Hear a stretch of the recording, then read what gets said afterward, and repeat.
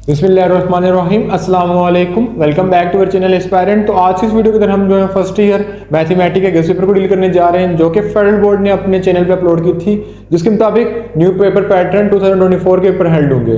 तो बेसिकली अगर पेपर को निकाल लें तो पेपर के अंदर हमने जो है पहले 2 पार्ट कर लिए थे, तो आप लोगों की रिक्वेस्ट की वजह से हम उसका सेकंड पार्ट को अपलोड करने जा रहे हैं, जिसके अंदर हम जो है फर्दर 10 to 15 मिनट की वीडियो के अंदर जितने क्वेश्चन कवर हो सके उनको कवर करेंगे।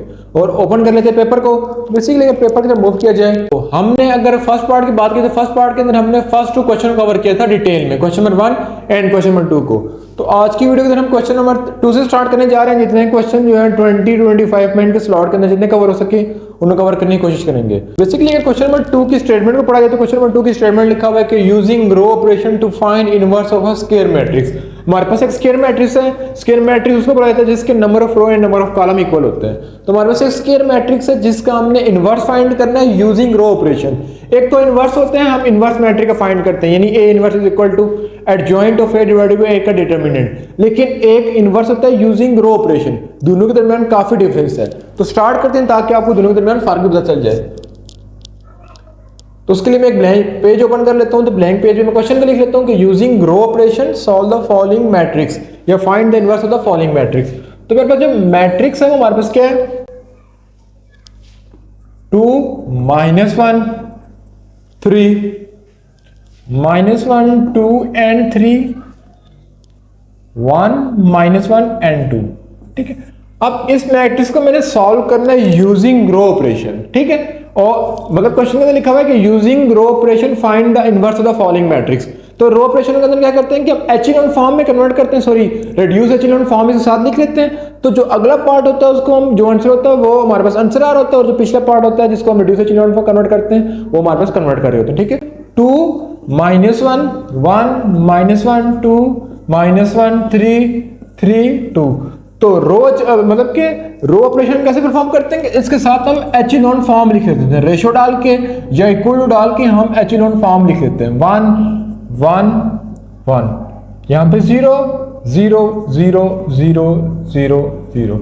ठीक है, अब जो मतलब कि रेशो डाल के मैंने लिखी है वैल्यू, यानी इक्वल टू डाल के मैंने आगे वैल्यू लिखी है, इसको बोला जाता है रिड्यूस एचेलॉन फॉर्म। अगर हम पंजाब बोर्ड की बुक के अंदर देखें तो लिखा होता है रिड्यूस एचेलॉन फॉर्म, और अगर हम केपीके बोर्ड की बुक देखें जो फेडरल बोर्ड की बुक भी है उसके अंदर लिखा होता है गॉस जॉर्डन मेथड। ठीक है, और अगर हम फेडरल बोर्ड की बुक में देखें तो उसके अंदर जो एचेलॉन फॉर्म है उसको लिखा जाता है गॉसेस एलिमिनेशन मेथड, लेकिन पंजाब बोर्ड के अंदर एचेलॉन फॉर्म लिखा जाता है। तो बेसिकली जो है एसएलओ बेस पेपर बनाने का मकसद ये है कि आपने दोनों की दोनों बुक को साथ लेके जाना है, क्योंकि अगर आप कुछ क्वेश्चन देखोगे तो वो पंजाब बोर्ड की बुक से उठाए होंगे और कुछ क्वेश्चन जो है वो फेडरल बोर्ड की बुक से उठाए होंगे। ठीक है, तो दोनों को आपने साथ लेके जाना है। तो बेसिकली अब इस क्वेश्चन के अंदर हमने करना क्या है, रो ऑपरेशन बेसिकली होता क्या है। तो ये वाली जो चीज है इक्वल टू के साथ लिखी जाती है, इसको बोला जाता है एचेलॉन फॉर्म। ठीक है, रिड्यूस एचेलॉन फॉर्म।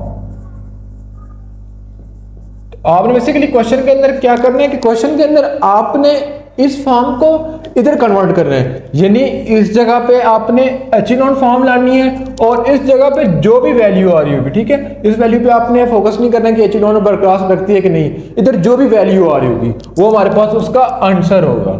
ठीक है, ये लिखिए। अब ये 3 रो 3 कॉलम के लिए था। ठीक है, अब मुझे फर्दर सॉल्व करना है। तो मैंने कहा था कि इस साइड को हमने इसी तरह एज इट इज देता, और जो इस साइड वैल्यू है, जो रेशियो से इस साइड वैल्यू, उसको मैंने इस फॉर्म में कन्वर्ट करना है। तो मेरे पास पहले मैं डायगोनल को हाईलाइट कर लूंगा। तो मेरे पास डायगोनल 2 2 और 2 है। ठीक है, अब डायगोनल सारे के सारे 2 हैं, तो उसको तो पहली प्रायोरिटी थी 1 बनाएंगे, तो सबसे हम लास्ट में डालेंगे, क्योंकि अभी 1 बनाने की कोशिश की तो इनके डिवाइड में आ जाएगा। डिवाइड में जब करेंगे तो पॉइंट में आंसर आ रहा होगा तो वो ज़्यादा कंफ्यूजन क्रिएट करेगा, तो हम इसको लास्ट में कन्वर्ट कर लेंगे।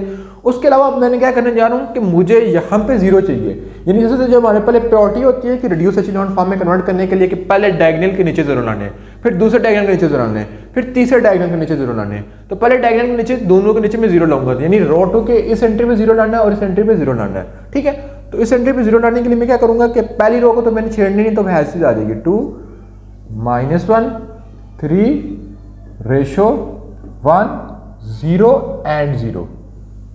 ठीक है, उसके बाद अब मुझे यहाँ पे 0 चाहिए। अब यहाँ पे 0 चाहिए तो मैं रो 1 के हिसाब से इसको सॉल्व करूंगा, यानी रो 1 के रिस्पेक्ट सॉल्व करूंगा। तो मेरे पास क्या लिखा जाएगा, ठीक है, तो मेरे पास जो लिखा जाएगा, मेरे पास लिखा जाएगा कि मुझे रो 2 में 0 चाहिए, तो मैं लिखूंगा रो 2। ठीक है, किसकी रिस्पेक्ट चाहिए, रो 1 की रिस्पेक्ट, तो यहाँ पे लिख सकता हूँ रो 1। ठीक है, अब मेरे जहन में क्वेश्चन आता है कि साथ मल्टीप्लाई क्या करेंगे, डिवाइड क्या करेंगे, प्लस क्या करेंगे, माइनस क्या करेंगे। ठीक है, अब मुझे जीरो चाहिए, तो जब भी कोई चीज़ जीरो चाहिए तो माइनस करनी पड़ेगी। ठीक है, तो मैं यहाँ पे दरमियान में डाल देता हूँ रो 2 माइनस रो 1। ठीक है, अब बाकी वैल्यू के इधर यहाँ पे क्या लिखा है और यहाँ पे क्या लिखा है, तो उसकी ऑपोजिट एंट्री रो 2 की यहाँ पे वैल्यू क्या है 1, 1 के ऑपोजिट में रो 1 में क्या पड़ा है 2, तो इसको मैं मल्टीप्लाई कर लूंगा रो 2 से, और अब रो 1 है, रो 1 के ऑपोजिट में क्या पड़ा है -1। ठीक है, तो उसको मैं मल्टीप्लाई करूंगा -1 से। ठीक है, तो आई होप की चीज़ आपको समझ आ गई होगी। ठीक है, तो मेरे पास आ जाएगा कि पहले रो 2 को मल्टीप्लाई करूँ 2 से, तो यहाँ पे आ जाएगा -2। ठीक है, फिर 4, फिर 6, फिर 0, फिर 2, फिर 0। ठीक है, फिर माइनस माइनस प्लस 2। ठीक है, फिर -1 आ जाएगा, फिर माइनस प्लस 3, फिर यहाँ पे 1 आ जाएगा, यहाँ पे 0 और यहाँ पे 0 आ जाएगा। ठीक है, अब मुझे लास्ट वाले एंटर में 0 चाहिए, तो इसके लिए मैं क्या लिखूंगा, फिर यहाँ पे कमांड लिख लेता हूँ, वो डिफरेंट कमांड। ठीक है, अब मुझे R3 की इस जगह पे 0 चाहिए, तो 0 लाने के लिए मैं क्या करूंगा, यहाँ पे लिखूंगा कि रो 3 में 0 चाहिए। ठीक है, विद रिस्पेक्ट ऑफ रो 1। ठीक है, दरमियान में तो आएगा माइनस, क्योंकि माइनस करने से 0 आते हैं। अब रो 3 के जो ऑपोजिट में रो 1 की एंट्री है, रो 3 के ऑपोजिट में रो 1 की एंट्री क्या थी 2, तो इसको मैं मल्टीप्लाई कर लूंगा 2 से, और रो 1 के ऑपोजिट में जो रो 3 की एंट्री क्या थी 1 थी, तो मैं 1 से मल्टीप्लाई करूंगा, तो 1 से मैं लिखना नहीं हो। ठीक है, यानी रो 3 को पूरे को मल्टीप्लाई कर लूंगा 2 से, तो यहाँ पे आ जाएगा 2, यहाँ पे आ जाएगा -2, यहाँ पे आ जाएगा 4, यहाँ पे आ जाएगा 0, यहाँ पे आ जाएगा 0 और यहाँ पे आ जाएगा 2। ठीक है, अब minus minus minus minus minus minus minus rho 1 की एंट्री, रो 1 यहाँ पे कितना है 2। ठीक है, फिर माइनस माइनस प्लस 1, फिर 3, फिर यहाँ पे 1, फिर 0, फिर 0। ठीक है, अब इस पूरी वैल्यू को मैं लिख लेता हूं, तो मेरे पास आ जाएगा 2 -1 3 रेशो 1 0 एंड 0। उसके अलावा 2 - 2 क्या हो जाएंगे 0, यहां पे भी क्या आ जाएगा 0, 4 - 1 3, -2 + 1 -1 आ जाएगा, एंड 6 + 3 9, 4 - 1 1 आ जाएगा। ठीक है, फिर 0 + 1 यहाँ पे 1 आ जाएगा, रेशो 1 2 0 1 2 0। ठीक है, अब आपने इस चीज को ध्यान में रखना है, इधर जो वैल्यू आ रही है आप यहाँ पे इस फॉर्म में जो रेशो से पहले यहाँ पे आपने रेड्यूस एचेलॉन फॉर्म लानी है, -1 0 2 -1 0 एंड 2, ये आ गया। तो पहले डायगोनल के नीचे हम दोनों साइड पे 0 ले आए, अब दूसरे डायगोनल के नीचे मुझे 0 चाहिए, तो दूसरे डायगोनल के नीचे 0 लाने के लिए मैं क्या करूंगा कि अब डायगोनल मतलब कि जब भी हमने सॉल्व करना है with respect of diagonal solve करना है। ठीक है, जैसे मुझे इस डायगोनल के नीचे 0 करना था, तो इन दोनों एंट्री को मैंने डायगोनल के हिसाब से सॉल्व किया था। अब मुझे यहाँ पे 0 चाहिए। ठीक है, अब इस डायगोनल के रिस्पेक्ट में सॉल्व करूंगा। ठीक है, पहले आपने प्रायोरिटी देनी है डायगोनल को, अगर डायगोनल ना बनो फिर दूसरी आपने देखनी। ठीक है, तो अब मुझे यहाँ पे 0 चाहिए। ठीक है, तो पहले 2 एंट्री हमारे पास एज आ जाएंगी, 2 -1 3 1 0 एंड 0। ठीक है, 0 3 9 1 2 एंड 0। ठीक है, अब अगर बात की जाए तो डायगोनल कहाँ पे है, यहाँ पे। ठीक है, इसकी रिस्पेक्ट से यहाँ पे 0 चाहिए, तो मुझे रो 3 में 0 चाहिए, तो मैं रो 3 लिख लूंगा। ठीक है, रो 2 की रिस्पेक्ट से तो रो 2 लिख लिया।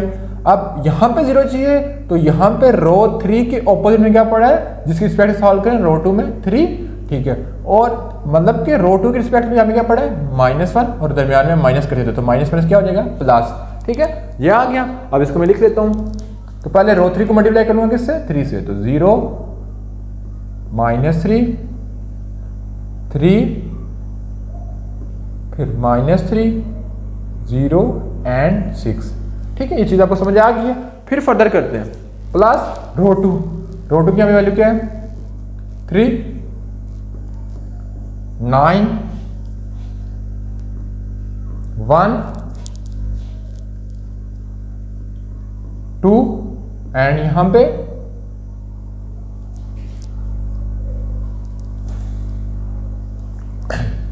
फिर अगर देखा जाए तो बेसिकली रो 3 कॉम्प्लीमेंट्रिटी के लिए 0 से तो यहाँ पे 0 आ जाएगा, 0 और प्लस 2, ठीक है, और जैसे करेंगे 6 प्लस 0 ये आ जाएगा, ठीक है। आप इसको फर्दर कर लेते हैं, ठीक है, जगह कम पड़ी है, ठीक है, लेकिन क्वेश्चन बहुत लेंथी है, जैसे मैंने छोटा छोटा लिख रहा हूँ 2 -1 3 1 0 एंड 0, ठीक है, 0 3 9 1 2 एंड 0 0 0 12 -2 2 एंड 6, ठीक है। तो मैंने आपको कहा था यहाँ पे जो मर्जी आता रहे, आपने यहाँ पे क्या लाना है, रिड्यूस एचेलॉन फॉर्म लानी है, ठीक है। तो यहाँ तक आपको समझ आ गई होगी, ठीक है। उसके बाद फर्दर करते हैं, ठीक है। आप इस डायगोनल के नीचे भी 0 आ गए, इस डायगोनल के नीचे भी 0 आ गए और इस डायगोनल के नीचे पहले के 0 आ गए, ठीक है। अब जो ये फॉर्म है, ठीक है, ये जो फॉर्म हमारे पास है, ये तो इसको बोला जाता है इस फॉर्म में, ठीक है। इस साइड जो फॉर्म है इसको बोला जाता है, अगर एंट्री 1 1 होती तो हम बोलते हैं एचेलॉन फॉर्म, अगर इसका डायगोनल 1 1 होते तो बोलते हैं ये कौन सी फॉर्म है, एचेलॉन फॉर्म, ठीक है। उसके बाद फर्दर कर लेते हैं, ठीक है। अब इसको हमने कन्वर्ट करना है रिड्यूस एचेलॉन फॉर्म में, तो रिड्यूस एचेलॉन फॉर्म में कन्वर्ट करने के लिए क्या करेंगे कि डायगोनल की अपर एंट्री 0 होनी चाहिए, तो इस डायगोनल के ऊपर कुछ है नहीं, तो ये पहले का 0 है, ठीक है। आप इस डायगोनल की एंट्री के ऊपर 0 लाना है, तो मैंने कहा था कि जब हमने सबसे पहले प्रायोरिटी देनी है कि डायगोनल के रिस्पेक्ट से सॉल्व करें, तो इस डायगोनल के ऊपर वाली लिमिट को 0 लाना है, ऊपर वाली टर्म को 0 लाना है, तो हम सॉल्व करेंगे रिस्पेक्ट ऑफ डायगोनल, और एक ये डायगोनल था, ठीक है। तो अब मैं क्या लिखूंगा, मुझे किस तरह 0 चाहिए, रो 1 में, ठीक है। तो रो 1 में चाहिए तो रो 3 और रो 2 एज इट इज आ जाएंगी, तो रो 1 में 0 लाने के लिए क्या करेंगे कि यहाँ पे पहले मैं कमांड लिख दूंगा, किस कमांड के रिस्पेक्ट से यहाँ पे 0 आएगा, ठीक है। अब मुझे यहाँ पे 0 चाहिए, ठीक है, रो 1 में, तो मैं पहले लिख लूंगा रो 1, फिर किस रिस्पेक्ट से चाहिए, रो 2 की रिस्पेक्ट से, तो रो 2, ठीक है। अब दरमियान में आ जाते हैं माइनस, ठीक है। अब रो 1 के ऑपोजिट में वैल्यू क्या पड़ी है, रो 1 के ऑपोजिट में 3, तो यहाँ पे मैं डाल दूंगा 3, और रो 2 के ऑपोजिट में क्या पड़ी है, वहां पे वैल्यू 1, ठीक है, तो मैं डाल दूंगा +1, क्योंकि माइनस माइनस प्लस हो जाएगा। फिर एक बार समझा देता हूँ, मैंने रो 1 माइनस रो 2 लिख लिया, तो रो 1 के ऑपोजिट में क्या वैल्यू पड़ी थी यहाँ पे 3, और रो 2 के ऑपोजिट में वहां पे क्या वैल्यू पड़ी थी -1, तो -1 मैंने प्लस डाल दिया, ठीक है। तो आप इस कमांड को यूज कर लेता हूँ, यानी पहले पूरी रो को हम मल्टीप्लाई कर लेंगे 3 से, ठीक है। तो मैं मल्टीप्लाई कर लेता हूँ, ये कितना आ जाएगा 6, ये कितना आ जाएगा -3, ये कितना आ जाएगा 9 रेशो, ये कितना आ जाएगा 3, ये कितना आ जाएगा 0 and this one is also 0, ठीक है। उसके बाद अगर मैं बात करूं रो 2 की, ठीक है, तो रो 2 को उसको ऐड करें, ठीक है, तो यहाँ पे क्या आ जाएगा 0, यहाँ पे क्या आ जाएगा 3, ठीक है। यहाँ पे पहले क्या था 9, रो 2 की वैल्यू लिख रहा हूँ, फिर 1, फिर 2, फिर सारी एंट्री ऐसे नीचे आ जाएंगी 0 3 9 1 2 0, ठीक है, 0 0 12। इसमें जो सबसे ज़्यादा मिस्टेक आती है, क्योंकि ये पीछे नीचे लाइनें वैसे बार बार रिपीट हो रही हैं, इसमें बच्चे की कोई ना कोई मिस्टेक आ जाती है, ठीक है, तो इसलिए आपने कंफ्यूज नहीं होना। अब ये आ गया, अब इसके बाद हम फर्दर नेक्स्ट स्टेप मूव करते हैं, तो इसको मैं रेस कर लेता हूँ। अब अगर मैं देखूं तो मेरे पास क्या बन रहा है 6, यहां पे क्या हो जाएगा 0 9 और 9 18 और 3 and 1 4, और यहां पे कितना आ जाएगा 2, और यहां पे 0, फिर 0 3 9 1 2 and 0 0 0 12 and -2 2 and 6।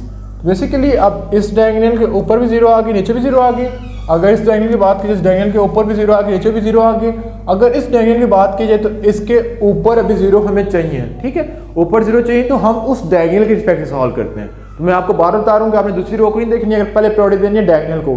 अगर डायगोनल में कुछ नहीं बन रहा फिर आपने दूसरे की रिस्पेक्ट में सॉल्व करनी है। जब पूरा का पूरा डायगोनल जीरो फिर आपने दूसरे की रिस्पेक्ट में सॉल्व करनी है, ठीक है। अब मुझे यहाँ पे भी जीरो चाहिए, यहाँ पे भी जीरो चाहिए, तो पहले मेरी कोशिश होगी कि मैं एक स्टेप में दोनों कर लूँ क्योंकि जगह कम है, ठीक है। तो अगर मैं यहाँ पे फर्दर सॉल्व करूँ, ठीक है, तो मैं क्या कर लेता हूँ कि मैं यहाँ पे जीरो चाहिए और यहाँ पे जीरो चाहिए, ठीक है। तो अगर देखा जाए तो ये वैल्यू बहुत बड़ी है क्योंकि अगर हम उसको ऑपोजिट डायगोनल से मल्टीप्लाई करेंगे तब भी बहुत बड़ा आंसर आएगा। तो मैं क्या कर लेता हूँ कि मैं चलो इसी तरह जाने जाते हैं, फिर आखिर में हम डिवाइड कर लेंगे, ठीक है। तो अगर मैं बात करूँ यहाँ पे मुझे रो 1 की यहाँ पे भी जीरो चाहिए, यहाँ पे भी जीरो चाहिए मुझे, और यहाँ पे भी जीरो चाहिए। तो मैं क्या करूँगा, मैं पहले यहाँ पे कमांड लिख लेता हूँ, मुझे रो 1 में जीरो चाहिए, ठीक है, विद रिस्पेक्ट ऑफ रो 3। रो 1 में चाहिए जीरो विद रिस्पेक्ट ऑफ रो 3, तो रो 1 के ऑपोजिट में रो 3 में क्या पड़ा है 12। इसी तरह रो 3 के ऑपोजिट में क्या पड़ा है 18, ठीक है। ये पहली कमांड होगी। फिर अगर मैं दूसरी कमांड की बात करूँ तो वो क्या हो जाएगा कि रो 2 में जीरो चाहिए, तो रो 2 माइनस रो 3, तो रो 2 के ऑपोजिट में वहां में क्या वैल्यू पड़ी है 12, और रो 3 के ऑपोजिट में क्या वैल्यू पड़ी है 9,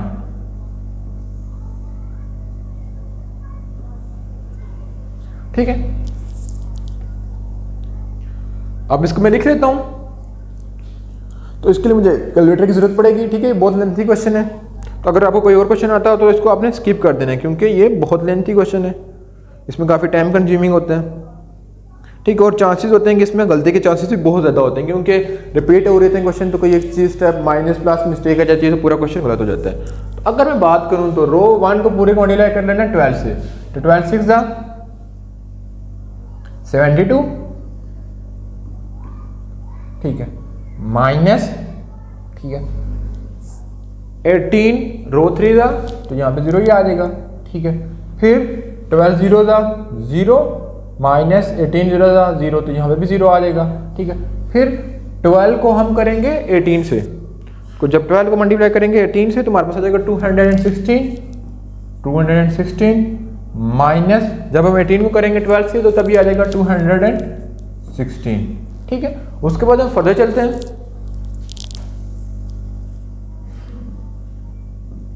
अब इसको मैं डिफरेंट पेन से लिख रहा हूँ क्योंकि आपस में मिक्स हो जाएंगे, ठीक है, बड़ी वैल्यू आ गई है। तो अगर मैं 12 को करूँ 4 से तो 12 4 जा 48 होता है, फिर भी देख लेते हैं 48, ठीक है। और अगर 18 को 2 से करूँ, ठीक है, माइनस माइनस प्लस 36, फिर 12 2 जा 24, ठीक है, और 18 2 जा 36, तो यहाँ पे आ जाएगा माइनस 36, ठीक है।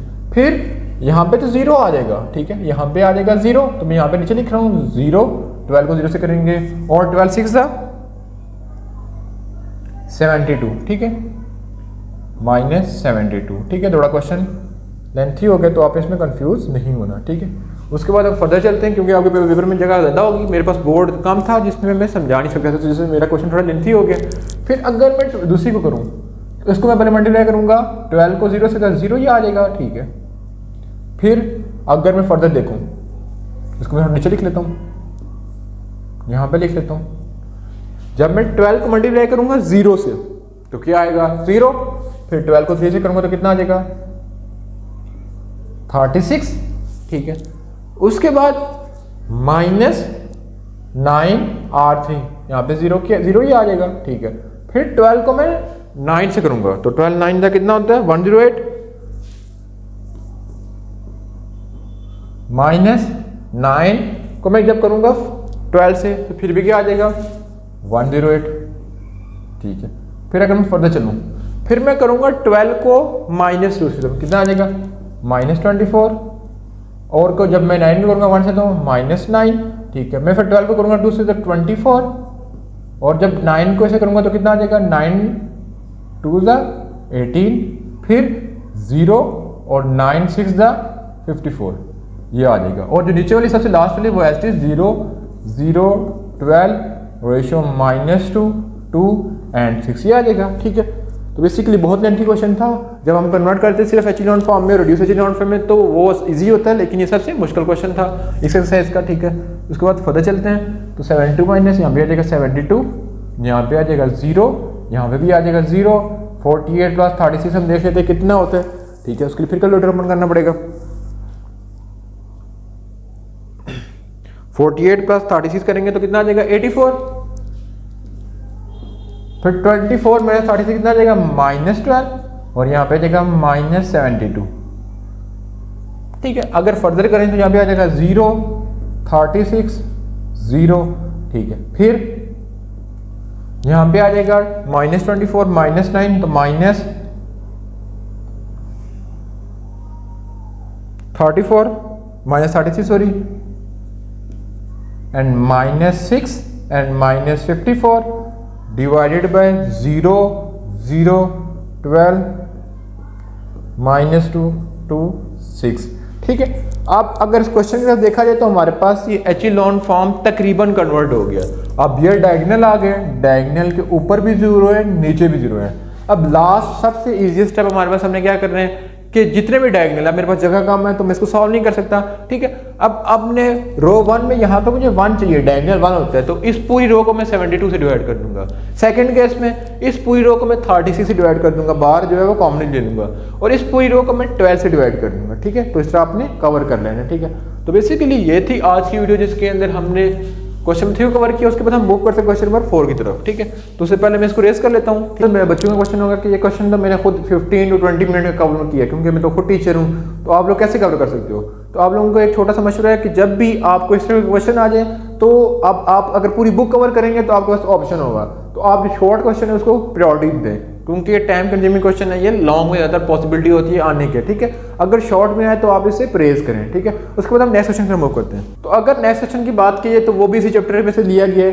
बेसिकली जो क्वेश्चन था ये 2.4 का था और ये क्वेश्चन 2.2 का है, ठीक है। अब 2.2 में से एक शॉर्ट क्वेश्चन लाजमी आता है, लेकिन 2.4 का जो क्वेश्चन उन्होंने दिया हुआ था हमारे पास ज़्यादातर लॉन्ग में चांसेस होते हैं आने के, तो इन्होंने शॉर्ट में दे दिया था। अब इन दोनों में अगर क्वेश्चन आ जाए तो आपने इसको प्रायोरिटी देनी है, ये इजीली कवर हो जाता है, ठीक है। तो क्योंकि ये बनता भी शॉर्ट क्वेश्चन है, जो ऊपर वाला क्वेश्चन था वो लॉन्ग का बनता था, तो मैं इसको लिख लेता हूँ शॉर्ट क्वेश्चन को। तो बेसिकली ये भी चैप्टर नंबर 2 का क्वेश्चन है। तो अगर इसकी बात की जाए, इसको क्वेश्चन के अंदर लिखा होता है कि using property solve the following matrix. हमने प्रॉपर्टी कोई 8 से 9 प्रॉपर्टी पढ़ी थी, ठीक है। जो एक्सरसाइज 3.2 स्टार्ट करने से पहले हमने पंजाब बोर्ड में चैप्टर नंबर 3 में और केपीके बोर्ड में चैप्टर नंबर 2 में पढ़ी थी, ठीक है। तो कंफ्यूज नहीं होना, दोनों बुक में सेम प्रॉपर्टी है, ठीक है। थोड़ी बहुत डिफरेंस ये आ रही है, जैसे मैंने आपको प्रीवियस लेक्चर के अंदर बताया था कि जैसे एचिलॉन फॉर्म को बोला जाता है केपीके बोर्ड के अंदर गाजीज एलिमिनेशन मेथड, और पंजाब बोर्ड के अंदर एचिलॉन फॉर्म बोला जाता है। इस तरह गास जॉर्डन बोला जाता है केपीके बोर्ड में, और पंजाब बोर्ड में रिड्यूस एचिलॉन फॉर्म में बोला जाता है, ठीक है। तो प्रॉपर्टी तकरीबन सिमिलर है, ठीक है, कंफ्यूज नहीं होना, ठीक है। तो बेसिकली अगर इसके बाद इस क्वेश्चन की बात कीजिए, इसको हमने सॉल्व करना है यूजिंग प्रॉपर्टी, ठीक है। तो अगर यहाँ पे बात कीजिए तो मुझे क्या चाहिए 5x + 4, ठीक है। तो इस मैट्रिक्स को सॉल्व करना है, ठीक है, इसका डिटर्मिनेंट लेना है। तो मैंने यहाँ पे मैट्रिक्स बना दिया, तो इसमें मेरे से मिस्टेक हो गई, तो ये डिटर्मिनेंट है। अब मुझे क्या चाहिए 5x + 4। तो एक तो मेथड है कि हम इसको जो है वो सॉल्व करके कर लें। अगर हम सॉल्व करेंगे, जैसे पिछले क्वेश्चन के अंदर 15 से 20 मिनट लग गए, इसके अंदर भी 15 से 20 मिनट लगेंगे, ठीक है। अगर हम इसको बाय प्रॉपर्टी करेंगे तो इसके अंदर 3 to 4 मिनट लगेंगे। कैसे? अगर देखा जाए तो अगर यहाँ मुझे क्या चाहिए 5x + 4, तो मैं कॉलम 1, कॉलम 2, कॉलम 3 को या रो 1, रो 2 या रो 3 को ऐड कर दूं, ठीक है। तो मेरे पास क्या बन जाएगा 5x + 4। तो मैं ऐड करके बताता हूँ, तो मैं कॉलम वाइज कर रहा हूँ, आप रो वाइज भी कर सकते हैं, आपकी मर्जी है, ठीक है। दोनों से सेम आंसर आता है।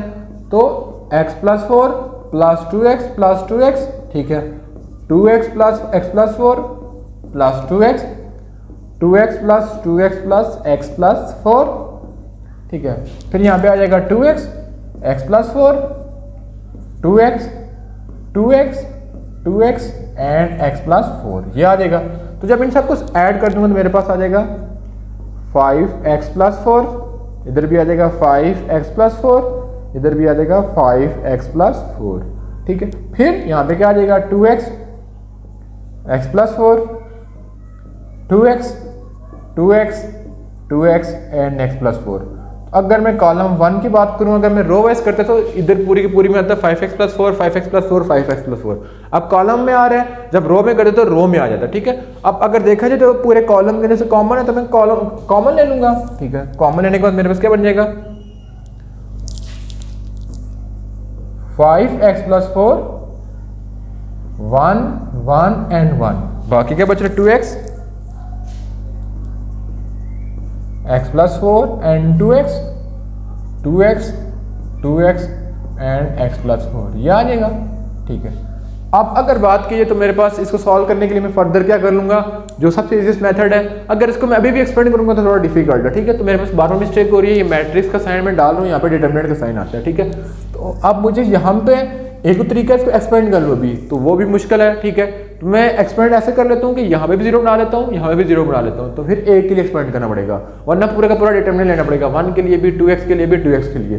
तो मैं यहाँ पे और यहाँ पे 0 बना लेता हूँ, तो मेरे लिए ईजी है। ठीक है, तो मैं कमांड लिख लूँगा, क्या कमांड लिख लूँगा, ठीक है, मैं यहाँ पे लिख लेता हूँ कि ρ2 - ρ1, इसी तरह ρ3 - ρ1, ये कर लेता हूँ, तो मेरे पास इजीली सॉल्व हो जाएगा। ठीक है, अगर बात करूँ तो ρ1 तो ऐसी आ जाएगी। ठीक है, हम ρ2 और ρ3 को कर रहे हैं सॉल्व, तो ρ1 ρ2 - ρ1 1 - 1 x + 4, ठीक है, -2x 2x - 2x, ठीक है, उसके बाद 1 - 1 फिर 2x - 2x x + 4 - 2x, ये आ जाएगा। जब इसको फर्दर करेंगे तो 5x + 4 1 0 0, यहाँ पे क्या आ जाएगा 2x, यहाँ पे 4 - x, यहाँ पे 0। ठीक है, उसके बाद यहाँ पे बात कीजिए तो 2x, यहाँ पे 0 एंड यहाँ पे फिर क्या आ जाएगा फर्दर 4 - x। ठीक है, ये आ जाएगा। ठीक है, उसके बाद हम क्या कर लेते हैं, हम 4 - x को कॉमन भी ले सकते हैं। ठीक है, इस पूरी रो के अंदर 4 - x कॉमन है, इस पूरी रो के अंदर भी 4 - x कॉमन है, इस तरह भी कर सकते हैं या इसको एक्सपेंड कर सकते हैं। ठीक है, दोनों तरीके आप कर सकते हैं, दोनों तरीके ईजी हैं, तो मैं एक्सपेंड कर देता हूँ, क्योंकि आप कंफ्यूज होंगे कि हम कॉमन कैसे ले रहे हैं, तो मैं इसको एक्सपेंड कर देता हूँ। मेरे पास क्या आ जाएगा 4 - x 0 0 एंड 4 - x, ये आ जाएगा। ठीक है, उसके बाद बाकी को सॉल्व करने की जरूरत नहीं है, क्योंकि दोनों एंट्री 0 है, तो दोनों उसके अंदर 0 आ रहे होंगे। तो ठीक है, आपने एक चीज़ याद रखनी है कि अगर पहली रो की निचले दोनों एंट्री 0 है तो आपने एक टर्म के लिए एक्सपेंड करना है, 2x और 2x के लिए एक्सपेंड करने की जरूरत नहीं है। ठीक है, जब मैं फर्दर करूंगा तो आ जाएगा 5x + 4। ठीक है, तो 1 के लिए जब हम डिटरमिनेंट निकालेंगे तो 4 - x का स्क्वायर आ जाएगा। ठीक है, 0 से 0 से मल्टीप्लाई करेंगे तो क्या आ जाएगा 0 आ जाएगा, तो यह आ जाएगा 5x + 4 एंड 4 - x का स्क्वायर। तो इस तरह left hand side is equal to right hand side and prove हो जाएगी। दूसरा तरीका मैं आपको क्या बता रहा था कि यहाँ से 4x - 1 कॉमन ले लेंगे और यहाँ से भी 4x - 1 कॉमन ले लेंगे, तो वो भी इजीली यही आंसर आ जाएगा। ठीक है, तो बेसिकली ये थी आज की वीडियो, जिसके अंदर हमने क्वेश्चन नंबर जो है वो 2 के दोनों पार्ट को सॉल्व किया। तो बेसिकली वीडियो बहुत लेंथी बन जाती है, जैसे आपको भी वीडियो नजर आ रही होगी तो 30 मिनट की या 25 मिनट की बन चुकी है। ठीक है, तो इंशाल्लाह हम कोशिश करेंगे कि छोटी से छोटी वीडियो बनाएं, लेकिन आपको समझाने के लिए हम वीडियो लेंथी हो जाती है। ठीक है, तो आप लोगों से एक रिक्वेस्ट है कि अगर आपने चैनल को सब्सक्राइब नहीं किया सब्सक्राइब कर दें। उसके अलावा इस पेपर के अंदर मौजूद जो क्वेश्चन आपको डिफिकल्ट लगता है वो मेंशन करें, तो इंशाल्लाह उसको सॉल्व करेंगे, क्योंकि अगर हम इसी तरह सॉल्व करते रहे तो ये बहुत ज़्यादा वीडियो बनेगी। अगर हमारे पास टोटल 12 क्वेश्चन हैं तो ये तो 12 वीडियो बन जाएंगी, फिर लॉन्ग के 5 क्वेश्चन हैं तो 5 उसकी वीडियो बन जाएंगी, तो 12 और 5 17 वीडियो बनती है एक पेपर की, क्योंकि ये पूरा का पूरा पेपर आपको 3 घंटे के अंदर सॉल्व करना पड़ता है। ठीक है, अब मैं 3 घंटे के अंदर सॉल्व करूं और मैं चॉइस को भी नहीं सॉल्व करें, 3 घंटे के अंदर मैंने जो है वो अगर बात करें तो टोटल 6 घंटे का पेपर बन जाता है। ठीक है, क्योंकि हर क्वेश्चन के 2-2 पार्ट हैं। ठीक है, तो ये 6 घंटे का पेपर हम वीडियो कोई देख भी नहीं सकता और बन भी नहीं सकती। ठीक है, अगर आप लोग चाहते हो तो आप कमेंट करें, तो इंशाल्लाह 2-2 पार्ट के ऊपर वीडियो बनाएंगे। उसके अलावा जो बच्चे हमसे ऑनलाइन क्लासेस लेना चाहते हैं तो वो डिस्क्रिप्शन के अंदर हमारा व्हाट्सएप ग्रुप का लिंक भी है, और डिस्क्रिप्शन के अंदर हमारा व्हाट्सएप ग्रुप जो है व्हाट्सएप नंबर भी मौजूद है, जिससे हमसे डायरेक्टली कॉन्टैक्ट करके रब्ता भी कर सकते हैं, क्योंकि हम फिजिकल क्लासेस के साथ साथ ऑनलाइन क्लासेस भी प्रोवाइड करते हैं। ठीक है, क्योंकि ऑनलाइन क्लासेस के अंदर हमारे पास बोर्ड मौजूद है तो हम इस पर एक्सप्लेन करते हैं। ठीक है, तो इंशाल्लाह मिलेंगे नेक्स्ट पार्ट में, तब तक अल्लाह के बाद।